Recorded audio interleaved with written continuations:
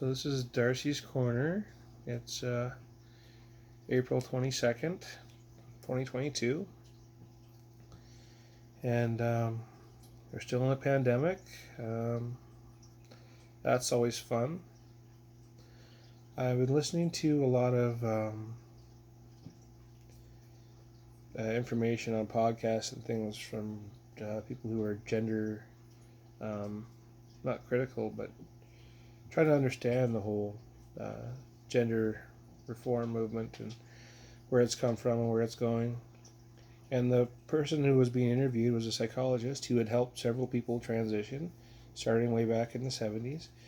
And the institution she began with, their goal was to get children who had issues with gender and try and cure them early.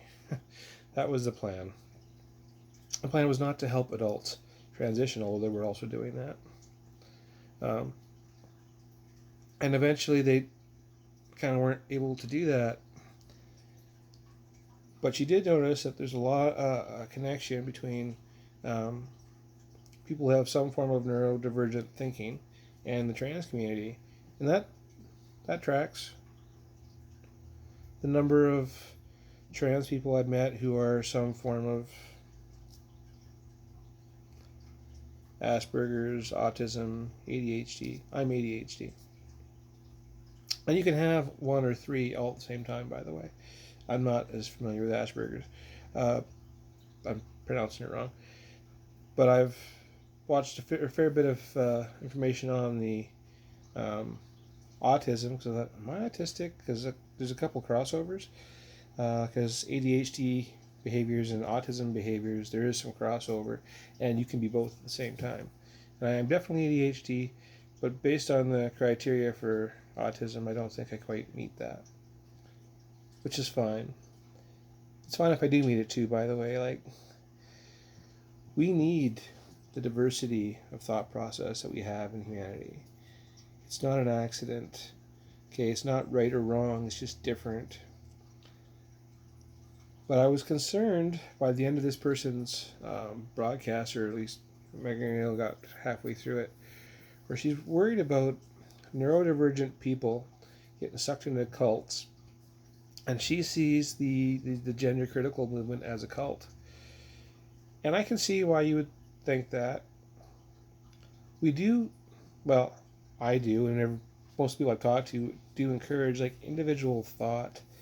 And you have to know that this is a different solution for each individual. In general, transition means X. And in general, the trans community is composed of people who think of them. Their birth gender doesn't match their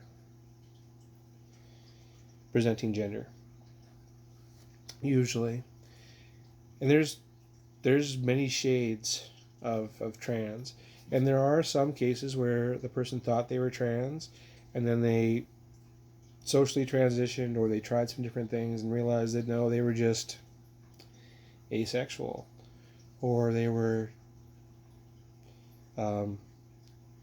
physically they're fine with all their body parts, but emotionally, mentally, they want to be referred to as non-binary or some form of androgynous is the word I'm looking for. They want to be right down the middle. Now, I don't want to be down the middle. I want to be seen as feminine. I am gender fluid, so my masculinity comes and goes. It might be coming through right now. I don't know. I hope not. I want to embrace my warm feminine side. And I wish I could have done that like when I was a kid, when I was 15, when I was 10. I have a warm feminine side that's loving and caring, and I love children. I love raising children. I've been around little children the vast majority of my life until more recently when I've been transitioning, ironically. But I've always loved little children in a positive sense. I mean, I grew up in and around day homes, and I was I was the grandkid of the first day home, so I was, what I wanted, I got. Usually, yeah. It was my house, my rules. Yeah, because my grandma, she loved me, and she did, and I made sure all the other kids knew that her name was Grandma, and they did. She has grandchildren today. I have cousins that I have no physical relationship to whatsoever. We are not biologically related, but they all call her Grandma. But she was my grandma first, so I was the first cousin. Anyway,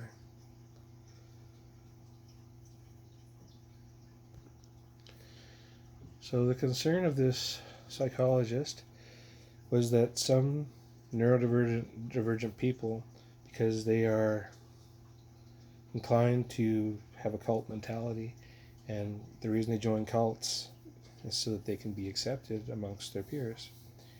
And so, what if you go to this gender non-conforming or gender alternative living, and then the reason you end up staying there is because your friends are there? Well, here's the thing. Nobody wants you to be amongst a gender non-conforming community if you are not gender non-conforming. And it's perfectly fine and great if you're not gender non-conforming. Like, nobody would push this on other people. Nobody wants other people to feel this. If you haven't experienced dysphoria, and you have, by the way, most likely most people have, but you just didn't know it was dysphoria. It's just that now we know what it is. And the euphoria we kind of know, but we just don't think of it as euphoria. But we're just like, boy, that would be fun. Let's go do that. Well, look at this, man. Aren't I doing great? And look how pretty I am, or look how strong I am, or look whatever, Look at me, look at me. That's the euphoria part, the part that makes you feel good about yourself.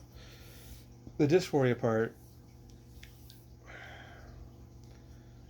we have to keep re-explaining this to people and re-emphasizing this. There's no cult that's going to help you.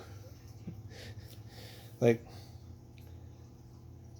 there is a certain mentality you get into when you get involved with this. And you have to learn that people who are not in this do not understand what it's like.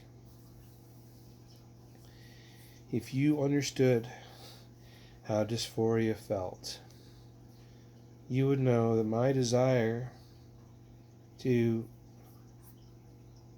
correct my gender has nothing to do with acceptance of anyone else in that world. Right? It's not a club. Okay? I mean, there are group meetings that you can go to, and you can find support there. And there is support online on the internet. And some people are very, very judgy about whether or not you detransition, or whether or not you're a chaser because you have attraction towards someone in the trans community. There's all sorts of judgmental things in there, and I can see the cult aspect in that regard.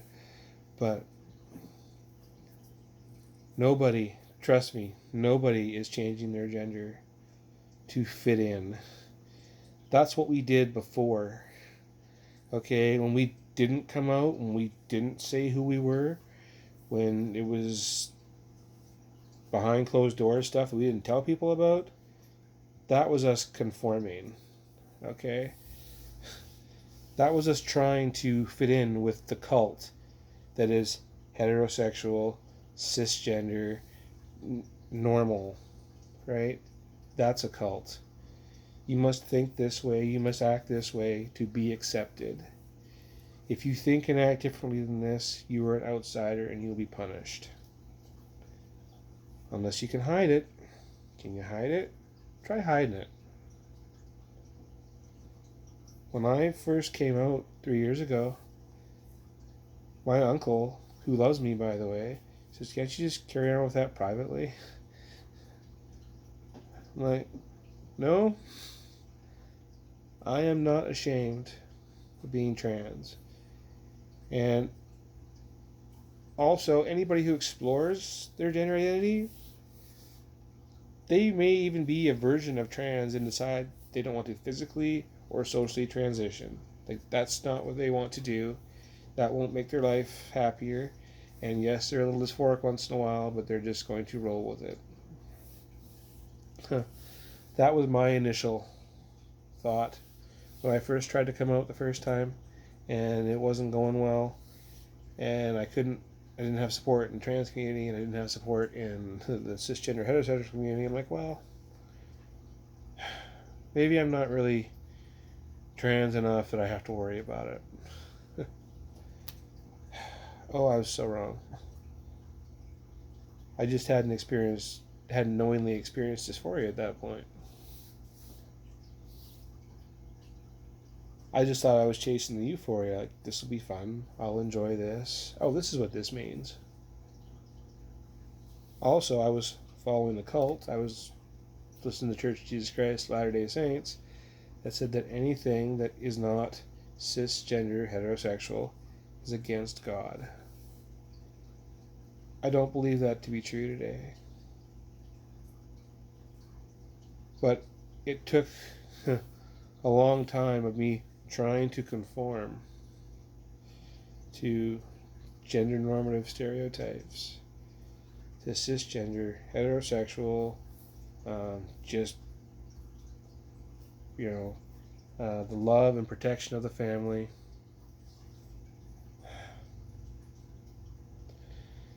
Anyway, I guess the long and short of this Darcy's Corner ramble is that the trans community, trans phenomenon, is not a cult. But there are a lot of us who've been misunderstood and have been hiding for a very long time. And we're finally, as a society, in some parts of the world, not enough of the world, in some parts of the world, starting to realize we don't have to hide. We never had to hide. And we had to hide to get jobs, to function in society, but we should have never had to hide. There was nothing wrong with us, except that we weren't allowed to exist openly in public before. So, yeah, transgenderism, as it were, is not a cult. And if a person becomes questioning and involved and then detransitions or just does a social thing, that's fine. Like, sometimes the only way you find out is to do it. I could have found this out when I was 20. If I had known what those symptoms were, and if I wasn't dealing with, marriage and divorce and child support, and just as a side note, I'm going to start off the podcast with this, if everybody didn't.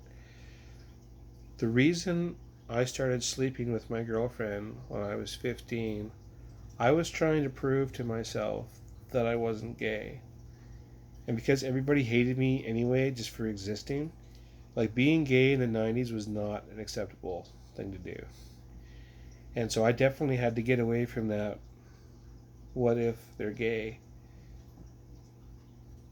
At least I felt I had to. So I got a girlfriend. And I liked having a girlfriend. Turns out, you can be transgender, change your genders, and still like having a girlfriend. But nobody explained that to me at the time.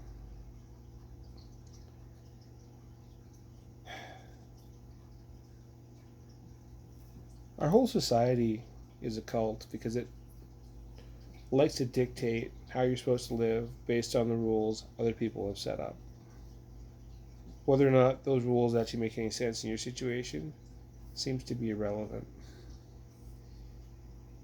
Anyway, another snippet from Darcy's Corner, whining about my gender issues. Peace.